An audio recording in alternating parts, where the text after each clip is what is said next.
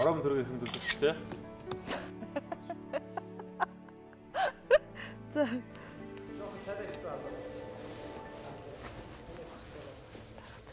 Эрхэм хүнд үзэгчдээ орон төргийн улс төрчин манлайлагч телевизийн зорилт төслийн ээлжийн дугаар эхэлж байна. Бид өнөөдрийнхөө нэвтрүүлгийг Монгол Улсын үндсэн хууль батлагдсан Ардын хурлын тэргүүлэгчдийн танхим буюу Тэрийн ордны их танхимаас та бүхэнд хүргэж байна. Монгол орны хөгжлийн асуудлаар олон чухал сэдвүүдээр бас олон хүмүүс хурамчулж хилэлцдэг энэ одоо төрийн хүндэтгэлийг сайхан танхимаас өнөөдөр нэвтрүүлгээ эхлүүлж байгаадаа бол миний хувьд баяртай байна. За улс төрчин манлайлагч төслийн маань лав гарагийн дугаарыг үзэгч та бүхэндээ хүрэхэд бэлэн боллоо. За өнөөдөр бол аюу багийнхны хувьд зорилтод хоёр чухал төслийнхоо үр дүн за өөрсдийн оролцоо чухам ямар байсныг шүүгчдийн өмнө танилцуулах юм. Тэгээд эндээс бэлтгэсэн нэвтрүүлгээ үзэгч та бүхэндээ хүргье. Залуусын оролцоог дэмжигч Unitel Group. Ерөнхий ивент тэтгэгч яг одоо яг эндээс Pepsi брэнд. Ерөнхий ивент тэтгэгч хөгжилд хүргэх Монголын жигүүр Хүннүү Air. Ивент тэтгэгч цэвэр агаарт эрүүл амьдарцгаая шин налайх хороолол. Ивент тэтгэгч дэлхийд танигдсан Монгол брэнд Говь.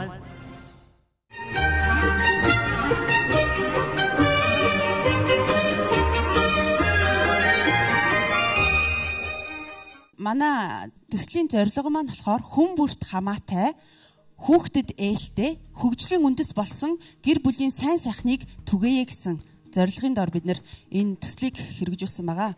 Тэгэхээр өнөөдөр дэлхийд дахинд хүний хөгжилд анхаарж байгаа тийм ээ. Зүгээр байшин барилгаасаа илүү хүний хөгжил.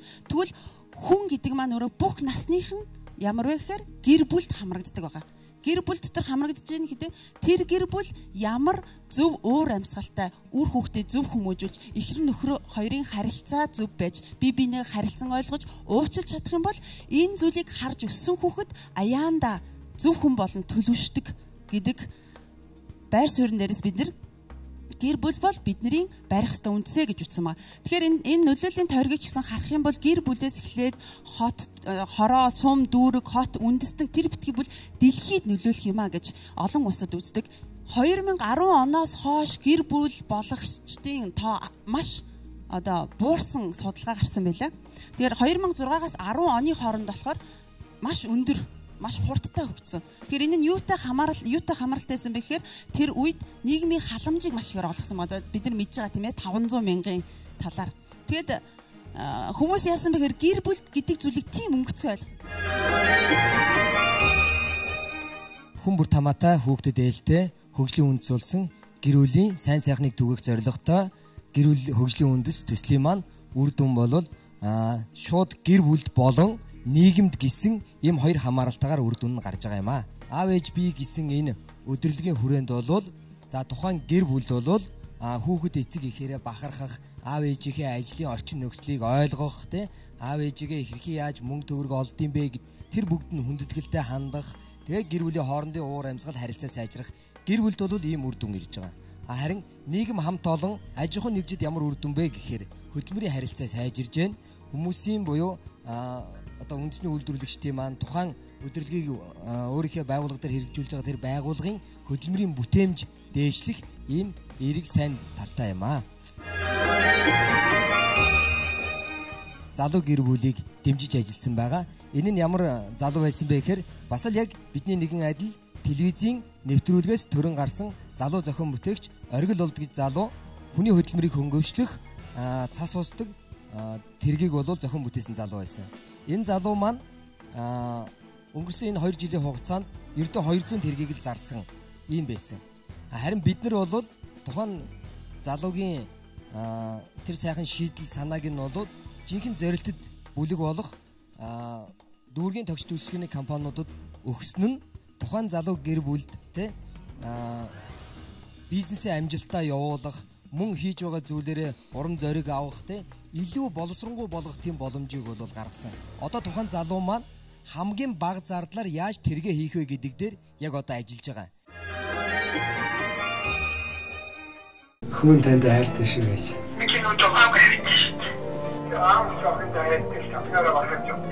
Хайртай шүү гэж хэлсэн юм аа. Энэ лапочтой байлгуураад байгаа шүү дээ. Eerste хайртай гэж хэлж байгаагүй юм л. Та бол миний амьдралын утга учир. хайртай шүү гэж хэлгээд. Хүн танд хайртай шүү гэж хэлсэн. Баярлалаа миний хоо. Ямар мундаг. Баярлалаа хайртай шүү. Хүн танд хайртай шүү гэж хэлсэн. Баярлалаа. Ээжтэй их хайртай. Илүү олон жил бидэнтэйгээ хамт байгаарай. Ээж. Танд хайртай шүү. Ээжээ би танд хайртай шүү. Аав нөхөндөө маш их хайртай шүү.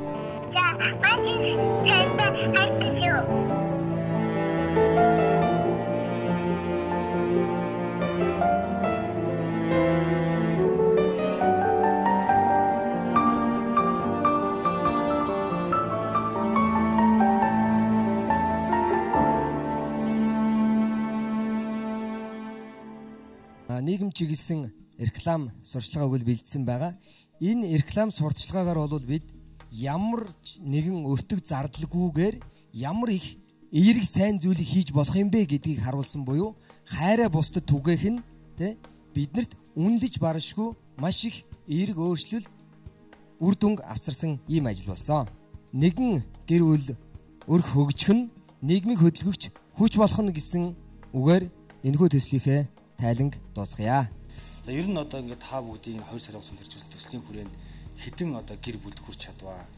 Хүмүүст одоо ямар мессеж, үзэл санааг одоо бий болгож чадваа гэдэг зүйлийг бас илүү ингээд үр дүн талаас нь ингээд тодорхойлж хэлвэл одоо бидэнд илүү ойлгомжтой болох гэж бодож байна тий. Ягаад гэвэл та нарын төсөл бол өөрөө юм удаан хугацаанд хэрэгжих, хүмүүсийн зан үйлийг өөрчлөх, нийгэм тийм одоо тогтвортой өөрсдөө тавьчих тийм одоо зан үйлийн өөрчлөлтийн шинжтэй төсөл байгаа байхгүй. Тэгэхээр энэний одоо эхлэл нь өөрөө одоо ямар зорилт бүлэх юм байх юм, ямар мессеж хүргэх юм, ямар одоо арга хэлбэрүүдийг ашиглах юм бэ гэдэг нь одоо үр дүнг харахад барьж хамгийн гол шалгуур авах гэж бодоод байна л да. Энэ төсөлмөр ирэхэд дөрвөн чиглэлээр фокус өгсөн юм. Нэгдүгээр сургалт сурталчилгаатай байя гэж. Тэгэхээр гэр бүл хөгжлийн газартайгаа бид нэр хамтраад тэнд гэр бүл хөгжлийн танхим гэж байдаг. Тэрэн дээр яг жишээ нь эхнэр нь жирэмсэн болвол ямар шүү гэдгийг те гэр бүл гэж юу юм тэгээд ургийн хөгжил гэж юу юм гэх мэтчдэг хичээлүүд ордог. Энэ хичээл маань одоо Улаанбаатар хотын ямар ч иргэн шууд уцтаад цагаа захиалаад очиод аль ч өдөр одоо энэ хичээлийг авах боломжтой. Нэгдүгээр энэ сургалт маань доктортоор үйлчлэнэ. Нөгөөх нь юу гэхээр хоёрдугаарт нь юу гэхээр одоо энэ байгууллагууд маань гэр бүлийн өдөртэй болоод улирал тутам юм уу сар тутам юм уу хүүхдүүдэд ажил дээр аваачаад аав ээжийнхнээс танилцуулдаг юм болж байгаа. Гэр бүл маань өөрөө улсын үндэс болж байгаа. Тэгэхээр бид нэр хит том зүйл рүү ингэ туушрахаас уулдаар хайр ердөө энгийн жирэнтэй өрхүүд нийлжээж улс болно шүү дээ. Тийм учраас бид өнөөдөр улс хүчрэг байхын тулд өрхүүд зөв байх хэрэгтэй, бат бөх байх хэрэгтэй, үндэс суурьтай байх хэрэгтэй. Магадгүй гэр бүлийнх нь одоо юу гэдэг эхнэр нь өглөө зангааг нь янзлаад явуулсан хүн ажил дээр очиж ч юм уу нийгэмд тэр жохон зүйлээс ямар их эерэг нөлөө гарах вэ те тэрийг бас бид нэр айгүй мэдрүүлж гэр бүлийн тэр амьдрал дотроосоо ер нь гард юм байна. Дотроо гоё эерэг хандлагатай байгаа хүмүүс бол бусдаа ажилдаа эргээр нөлөөж чаддаг юм аа л гэдэг тэр санааг л хамгийн гол гаргаж байгаа. Энэ яг төслийн маань өөрийн ач холбогдол нэг хүний тийм ихтгэл үнэмшил рүү үнэт зүйл рүү чиглэсэн үзэл санааны асуудал байгаа. Тэр энэ төслийг эргээд ингээд цаашаа ингээд явахаар энэ өөрөө нэлээд том хэмжээний компанид ажил үзэж хүнд хүрэхээр байхгүй. Би энд үдцсэн учраас надаа ингээд шууд бууччих. Энэ гэр бүлийн хүмүүжил, гэр бүлийн асуудлаас одоо нэг үндслээ гаргаж ирээд ч тийм үндслэл жоохон муу байна гэж харсан. Тэгээд ингээд ирэхээр одоо энэ байгаад байгаа бүх үр дүнгууд чи ер нь бол гэр бүлийн хүмүүжил үр дүнжтэй гэж тайлбарлах гэдэг шиг байна тийм зөв. Тэгэхээр ингээд яхаар илүү энийг цаашаа компанид ажил болгоод явбал илүү тийм гэгээлэг төсөл болох юм болов уу гэж бодлоо. Тэгэхэд бидний санаа болохоор эргээд пэйжээр дамжуулаад хилцүүлэг явагддаг. Магадгүй гэр бүлд нь асуудалтай байгаа залуучууд би нөхөр маань ингэж байна. Би яах вэ гэхэд бид нар бас гэр бүлийн зөвлөгөө өгдөг олон байгууллагатай хамтарч энэ цаана энэ асуултанд яг оновчтой зөв хариултыг өгөхөөр бүр юм цаашаа бол бас ингэж явахаар төлөвлөж байгаа. Тийм манай энэ төсөлж яг хэмчгэд бол айгүй хэцүү шүү дээ үр дүнгийн. Хамгийн гол нь бид нар энэ бодлыг төрүүлж одоо шинэ тэр хайртай гэдэг үгийг хэлснээр тэр хүмүүс айгүй ээж аавдаа би хайртай гэж хэллүү гэдэг тийм бодол толгойд нь орж ирчихсэн тийм. Залмаар санагдчихсан. Хамгийн гол энэ мессежүүд хүнд ингэ төрж байгаа. Энэ л бидний хамгийн гол бас үр дүнгуудын нэг хамгийн ихэнд харагдаж байгаа. Төслийг хэрэгжүүлэх явцад та бүхэн судалгаа хийсэн байна. Энэ гэр бүл дэх гол асуудлууд гэдэг ингээд энэ 5 гол асуудал ингээд гаргаад тавьсан байна шүү дээ. Энэ хүчээр хийлэл ялангуяа энэ гэр бүлийн хүчээр хийлэл архиталт энэ манай нийгмийн Монголын нийгэмд байгаа юм хамгийн одоо сүүлийн бид хэцүү болж гарч ирж байгаа энэ асуудлуудын нэг л дээ хүний эрхийн байгууллагууд, хүүхдийн байгууллагууд ер нь төр засгаас ч гэсэн одоо хамгийн түрүү анхаарах одоо шийдвэрлэх нэг асуудлуудын нэг гэж би одоо боддог. Тэгээд энэ судалгаа имийг хийж байхад энэ гэр бүлийн хүчирхийллийн талаар одоо та нарын хувьд одоо залуу энэ асуудлыг бас ингээд шийдий гэд ингээд барьж аваад ингээд зорж байгаа хүмүүсийн хувьд ямар санаа оноо бодол сэтгэл төрж байв. Тэрнээс уулзахгүй. За тэгэхээр архитулт болоод энэ гэр бүлийн хүчирхийллийн судалгаанаас харах юм бол айгүйх нэ боловсролын түвшингээс их хамаарж ийлээ. За тэгээд бас ихэвчлэн бас боловсролын түвшин доогуур юм гэр бүлүүдэд илүү өндөр үзүүлэлттэй харагдсан. Тэгэхээр энэ зүйлийг шийтгэхэд бол эхлээд нэгдүгээр сэтгэл зүйн талаас нь тухайн хүмүүст маш том одоо сургалтыг явуулах хэрэгтэй. Ялангуяа гэр бүлийн хөгжлийн асуудал, бодлогын асуудлыг өөр концепцээр харахгүй болвол одоо их тийм анхааралтай үе байгаа шүү гэдгийг бол бас сануулж байгаа. Тухайн үед бол шилжилтийн үед өссөн залуучууд одоо 90 цент дүрж ихнэр хүүхэд болж байна. Тэгэхээр энэ үед бол энийг бол агуулгаар нь бид нар бас харах ёстой гэж шийдвэр гаргаж бас боломжилж байгаа. Энэ бэлэн одоо сэдв гэдэг маань тийм ээ хийхэд одоо хэцүү мөртлөө санаачиж гарсан. Одоо жишээ нь ингээл тэн дээр ингээл гадаадын зүгээр гэр бүлийн одоо дэлхийн тэгэл одоо юу гэдэг ингээд томьёол гаргахад амарх. Тэгээд тэр саяхан би бас телевизээр үзчихсэн өөр телевизээр энэ одоо ярьж байгаа юм бол амархан гэр бүл болсон үйл ажиллагааг одоо тэр 500 мянган төгрөг өгсөн тэгэл энэ гарын дор байгаа материалыг та нар ашиглаад ингэ шижил дээ. Тэгээд энэ дээр зүгээр төсөлч нь орж ирж байгаа энэ санаа чинь одоо уг нь хүүхдийн энэ эмзэг одоо энэ гэр бүлийн энэ эмзэг сайхан юу одоо сайн талаас нь харахын тулд хийсэн болов уу гэж би бодоод одоо ингэж өнгөрлөө. Тэрнээс үл байнга яригддаг. Тэ энэ дэр хүч гаргах хэрэгтэй. Танаа төслийн яг үнэхээр нийгмийн ач холбогдол гэдэг нь цар хүрээ санаа бол үнэхээр гоё юм. Энийг цааш илүү хөгжүүлмээр байгаа байхгүй юу. Тэгэхээр түрүүн баяр шүгч айгүй голын ажил гэдэг шүү, тийм ээ. Энэ бол угаасаа өөрөө ингээд хийдэж байгаа голын ажлууд байгаа маа. Гэр бүлийн боловсролын сургаал, аав ээж бие өдөрлөг, тийм ээ.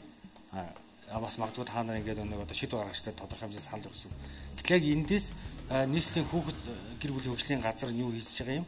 Аяг манлайлагч юу та нар ямар санаачлаг гаргаж байгаа. Энийг өөрчлөхийн тулд яг та нарын тэр онцгойрох өрмөц тэр шийдлүүд юу юм бэ гэдгийг маш их онцолж өгмөр байгаа байхгүй. Залуусын оролцоог дэмжигч Unitel Group. Ерөнхий ивент тэтгэгч яг одоо яг эндээс Pepsi Brand. Ерөнхий ивент тэтгэгч хөгжилд хүргэх Монголын жигүүр Хүннүү Air. Ивент тэтгэгч цэвэр агаарт эрүүл амьдарцгаая шин налайх хороолол. Ивент тэтгэгч дэлхийд танигдсан Монгол брэнд Говь. Vision видео сан үзүүлж байна. Зүрхээр наадагч. Баяр. Сүүлчийн шүн. Ээж надтай гэрлээч. Сан дөрвөлжин. Улаан пальто. Эцсийн зогсоол эцэг. Миний хай. Шинжлэлийн адаг явдал. Хамгийн сайхан. Дангур цогц зэрэг Монголын орчин үеийн шилдэг шин кинонууд Univision-ы видео санд нэмэгдсэн.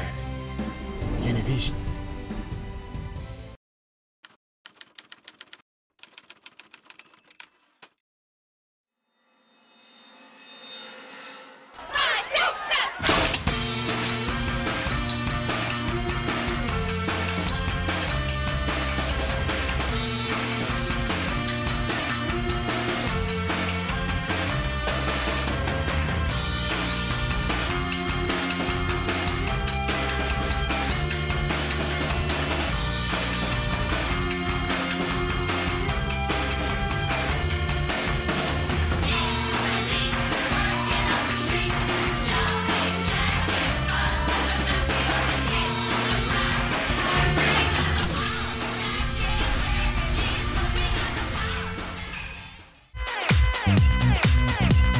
Мөнгө дэвших байгалийн мөнгө.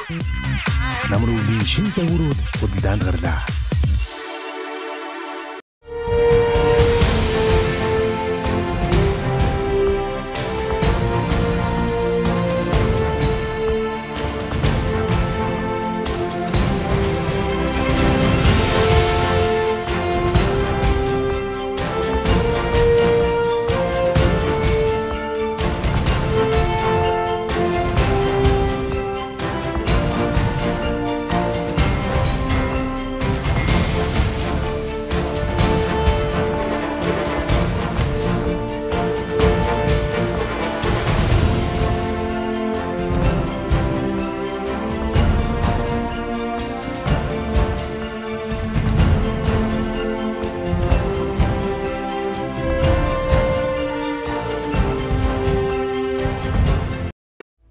наран мандах зүгт цэврэг арт эрүүл амьдралын тав тухыг бүрдүүлсэн иж бүрэн 6,000 айлын шин налайх цогцолбор хороолол таны гэр бүлийн амар амгалан аз жаргалт амьдрах бүхий л таатай орчин болох ногоон байгууламж, сургууль, цэцэрлэг, бүх төрлийн үйлчилгээний төвүүдийг нэг дор бүрэн шийдэн танд хүргэлээ. Цэврэг арт эрүүл амьдарцгаая. Тэлмэн констракшн шин налайх хороолол. Энэ Vision видео сан үзүүлж байна. Зүрхээр наадаж. Баяр. Сүүлчийн шүн. Ээжээ надтай гэрлээч.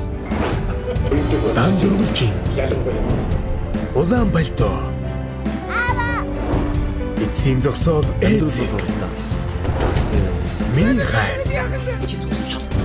Шинэ жилийн адил өвтөл. Хамгийн сайхан. Дангур цохил зэрэг Монголын орчин үеийн шилдэг шин кинонууд Univision-ы видео санд нэмэгдсэн. Univision.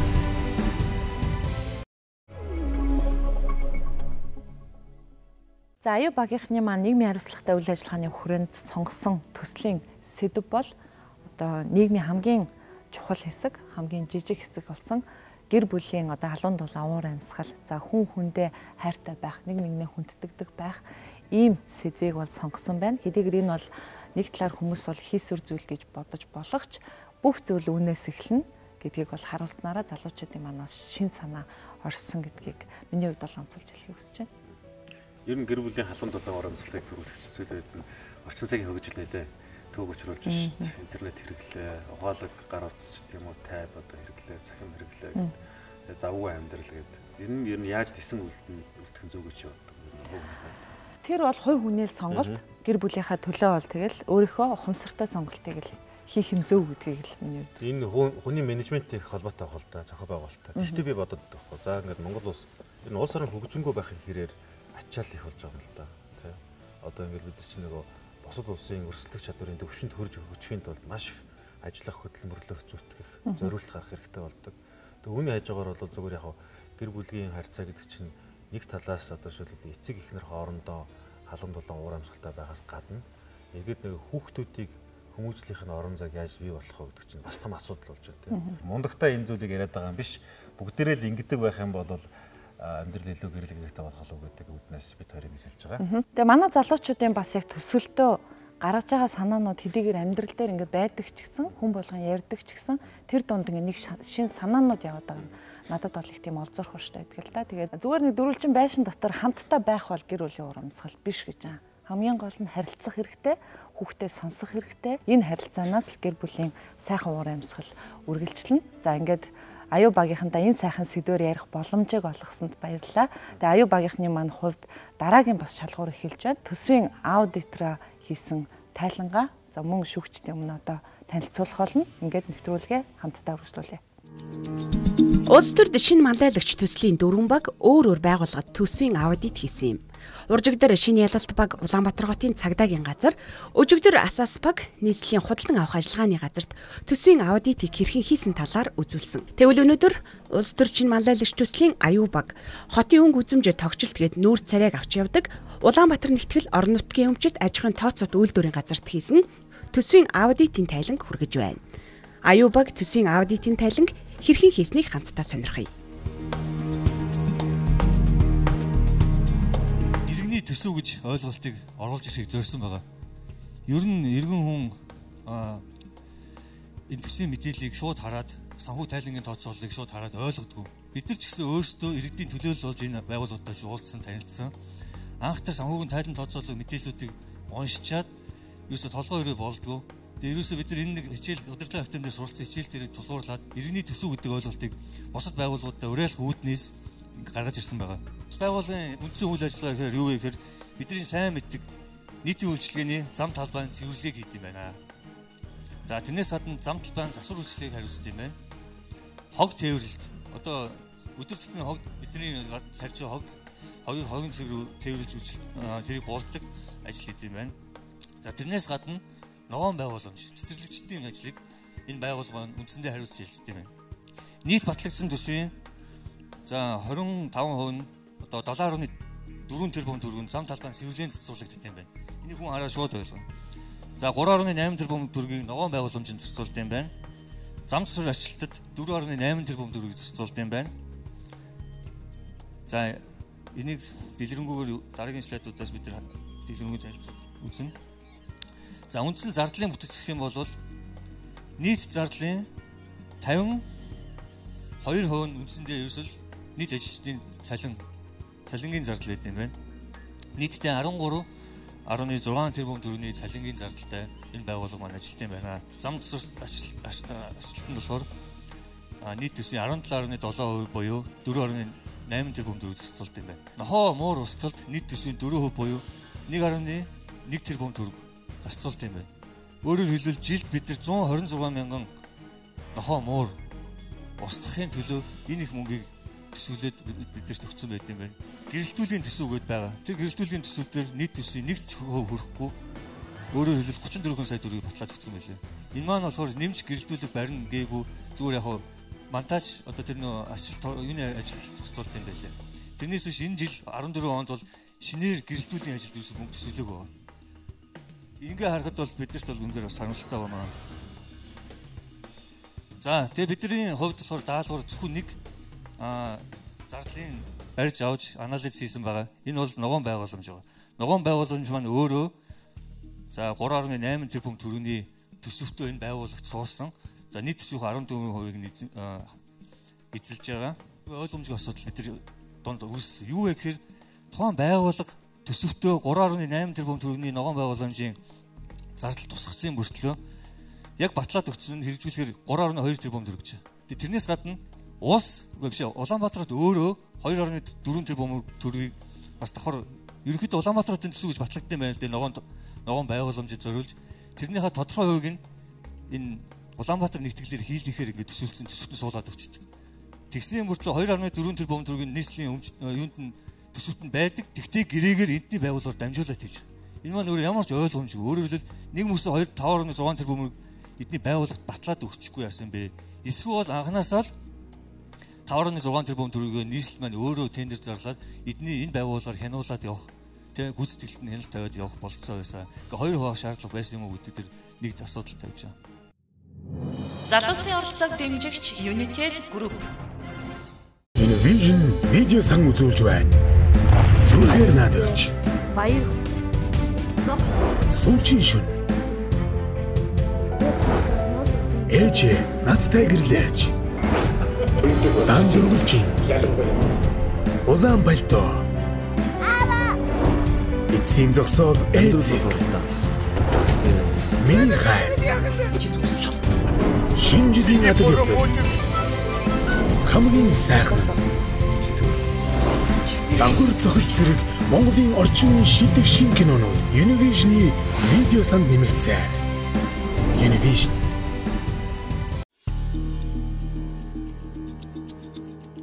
Одоо нийслэл яг бол би хөв төлөөлөгчийн хувьд бол жоохон нэг нас дургамалд бол жоохон шүүмжлэлтэй ханддаг. Та нар бол сая гаргаж ирж байгаа л да 580 сая төгрөг гээд. Тэгэхээр ер нь та нар энэ тал дээр та нар өөр юу гэж бодож байна? Нэг настай буюу одоо нэг жил тариад ургуулах мөнгөн дээр нийслэл ийм их хэмжээний мөнгө зарах нь зүйтэй юм уу? Та нарын хувьд бодол та нар судалгаа хийж байхдаа энэ дээр юу гэж дүгнсэн бэ? Нэг нас цэцэг гэдэг нь шүү дээ. Энийг бол нэг удаа тариад те буцаад дараа жил нь ургадаг байхаар те үрийн буцааж хурааж аваад нөгөө цацчихдаг шүү дээ. Эннийхээ жил ирэх тусам энэ төсвөлж байгаа мөнгө нь бол буурах ёстой гэж боддог. Нэг юм гарч ирсэн л та бид нар энэ уулын цэцэг яагаад арчлахгүй байх дургаад байгаа юм те. Энэ гудамжин тарьсан цэцэг яагаад заавал арчилж урах ёстой юм гэж. Тэрийг бол яг өдөр хөрсөн угаасаа байгаа дараа жилдээ ингээд өөрөө тийм ургах тийм нөхцөл бололцоод байх хэрэгтэй гэж үзээд байна л да. 500 гаруй сая төгрөгийг зарцуулж байгаа хооронд бас тухайн хөрөнгийг одоо дотоодын одоо хөдөө аж ахуйн сургуулийн одоо эрдэмтэн багш оюутнуудад одоо судалгааны ажилд нь өгж Монголын нөхцөлд одоо ургаж болох байц одоо цэцгийн сортыг бий болгох хөрсийг бэлдэх ажлыг бас хөрөнгө оруулж авах юм бол дотроо энэ мөнгө бас ирэх боломжтой юм байна гэж бид нар харж байгаа. Улаанбаатар нэгтгэлийг 3 байгууллага нийлээд нэгтгэл болгосон тийм ээ.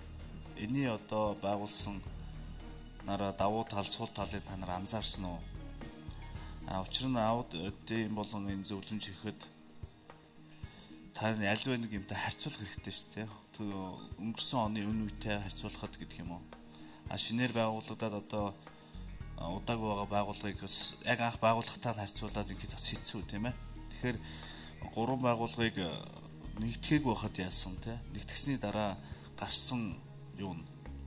За энэ дээр давуу болон сул талуудыг тэгээд сүүлд нь би энэ дүгнэлтийг бол арай ондоогоор бас гаргаад ингэсэн болов би харах байлаа л да. 14 оныхон төсөвтөл дүгнэлтийг ирээ гэсэн даалгавар өгсөн байгаа. Тэгээд дээрэс нь бүхэл бүтэн байгууллагын төсвийг нийтээр нь үзэх гээд яах вэ? Нэг тодорхой хэмжээний иргэдэд сонирхолтой байгаа тэр хэсгийг нь салгаж авч судлаарай гэсэн байна. Тийм учраас бид нар ногоон байгууламжийг сугалж авч энэ дэр илүү дүгнэлт өгсөн байгаа шүү.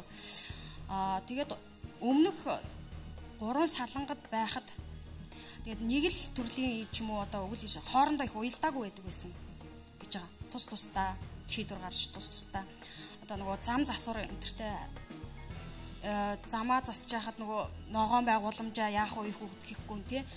Нэг ногоон байгууламж тариал ордог. Тэрийг буцаагаал болиулаад замаа сунгалаагаас тасдаг ч юм уу тий. Тиймэрхүү алдаатай юм байсан. Тэгээд нийслэлээрээ бол энэ бол айгүй давуу талтай болсон гэж ярьж байна. Цэцгийн үед бол мэдээж цэцэг тавих тарих бол угаасаа зөв зүйл. Харин бид нар яаж баг зардлаар энэ цэцгүүдийг тарих вэ гэдэг л асуудал. Тэгэхээр түрүү хэлжсэн магадгүй бид нар судлаан дээр үндэслээд Монгол ч гэсэн гой цэцгүүд байгаа шүү дээ. Яг Монголын цаг уур одоо ургадаг тий. Тэр цэцгүүдийг авчирч одоо олон жил ингэж ургуулах боломж нь юу вэ гэдэг. Хамгийн бага зардлаар яаж энэ хотыг гой цэцэгтэй болгож одоо удаан хугацаанд оршин тогтнуулах вэ гэдэг нь л чухал. Цэцгийг бол маш дэмжиж байгаа. Зардлын хувьд л хамгийн гол нь тэрийг багасгах арга замыг болох хэрэгтэй. Нээлттэй ил тод байдал бол үнэхээр хангалттай байсан. Яг нь бид нар үнэхээр одоо бүх мэдээллийг тухайн байгууллагаас шаардаад авах эрхцэн хувьд нээлттэй боловч цаг хугацааны хувьд тэр тухайн байгууллагуудын удирдлагуудын хувьд ч тэр хангалттай мэдээллийг бид нар авч чадаагүй. Тэрэн дээр бол яг сэтгэл дундуур байгаа. Тэрнээс биш яг өөрөөсөө өөрийнхөө багт дүгнэлт өгöd.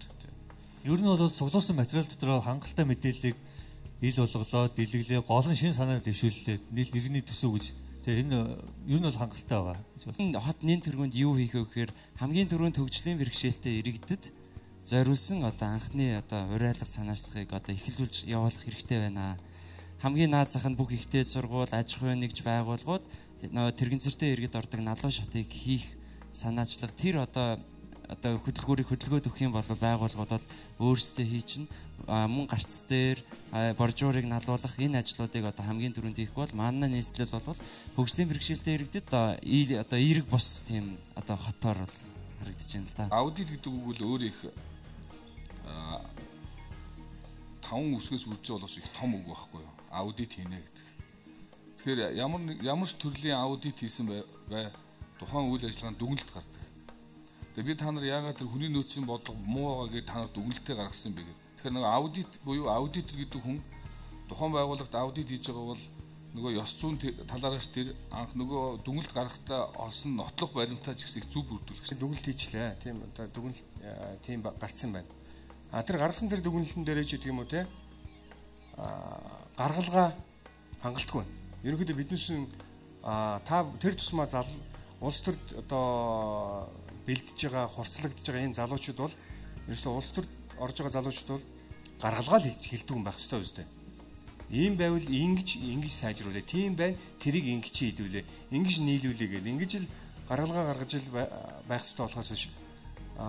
Тийм байсан, ийм байсан гэдээ ингэж хэлэх нь бол хангалтгүй.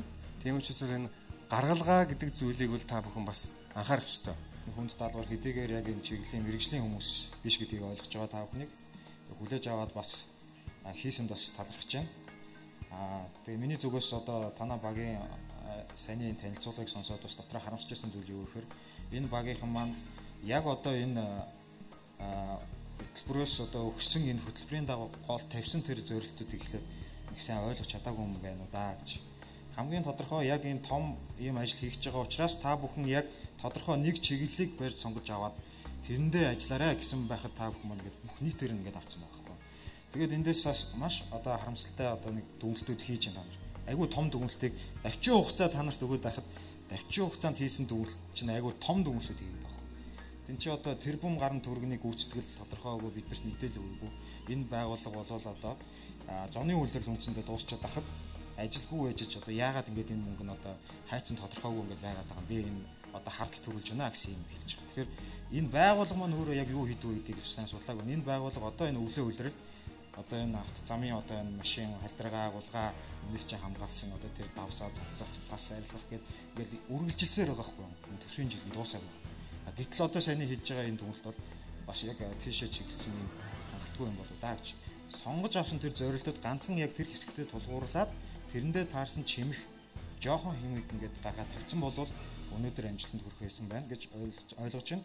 Дээрээс нь бас одоо манай төлөөлөгч нарын одоо энэ хийсэн тэр одоо хамтын тоглолт. Тэгээ улс төрийн одоо хамтын тоглолт нэг багийн энэ хамтын үйл ажиллагаа гэсэн энэ чиглэл дээр бас дараа нь илүү анхаарч ажиллаарай.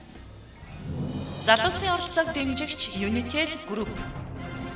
Ерөнхий ивент тэтгэгч яг одоо яг эндээс Pepsi Brand. Ерөнхий ивент тэтгэгч хөгжилд хүргэх Монголын жигүүр Хүннүү Air. Ивент тэтгэгч цэвэр агаарт эрүүл амьдарцгаая шин налайх хороолол. Ивент тэтгэгч дэлхийд танигдсан Монгол брэнд Говь.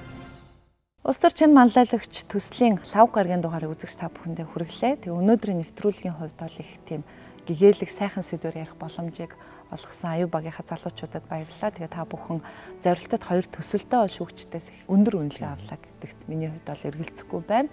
Тэгээ энэ хоёр зорилтод төслийн үр дүн шилдэг 30-д үлдсэн оролцогчдын маань хувьд их тийм чухал үнэлгээ болсон гэдгийг миний хувьд дахин хэлээд байгаа. Ингээ өнөөдрийнхөө нэвтрүүлгийг өндөрлөх байна. Дэлгэрэнхөө мэдээж өнөөдөр би тэр нэвтрүүлгээ бас юм хөтөлтөө Монгол улсын үндсэн хууль батлагдсан өдрийг одоо угтаж хийж байгаа.